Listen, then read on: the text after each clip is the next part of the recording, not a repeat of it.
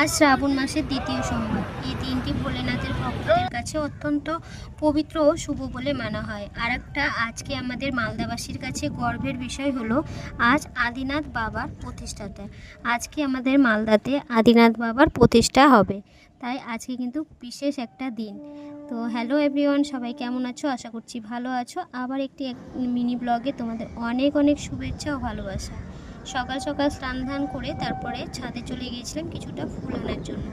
আজকে কিন্তু দুটো জবা ফুলও হয়েছে, সাথে অনেকগুলো অপরাজিতা ফুল হয়েছে। সাদা অপরাজিতা আছে আমার কাছে, নীলটা এখনও ফোটেনি।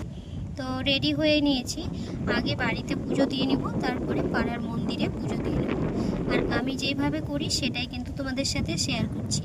এক একজন এক এক নিয়মে হয়তো পুজো করো, কিন্তু আমি যেভাবে করি সেটাই তোমাদের সাথে শেয়ার করছি। প্রথমে আমি শিবলিঙ্গটাকে গঙ্গা জল দিয়ে ভালো করে ধুয়ে নিই, তারপরে অভিষেক করি দুধ, দই, মধু, ঘি, চিনি দিয়ে পঞ্চামৃত করে তারপরে অভিষেক করে তারপরে শিবলিঙ্গ আবার বেলপাতা, ফুল, চন্দন অর্পণ করি। তোমরা কে কীভাবে করো অবশ্যই জানাবে। আর আমি এইভাবে করি সেটাই তোমাদেরকে দেখাচ্ছি।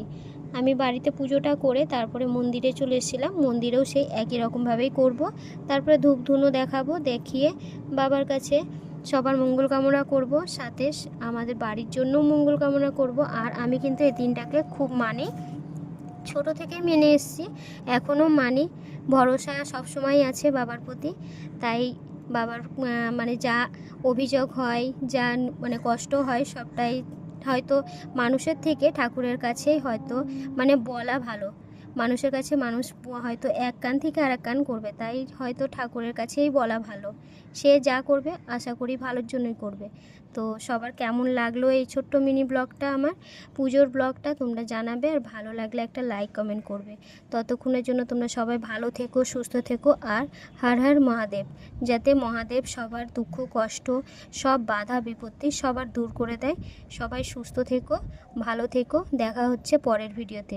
আর জানাতে ভুলবে না আজকের আমার ব্লগটা কেমন লাগলো।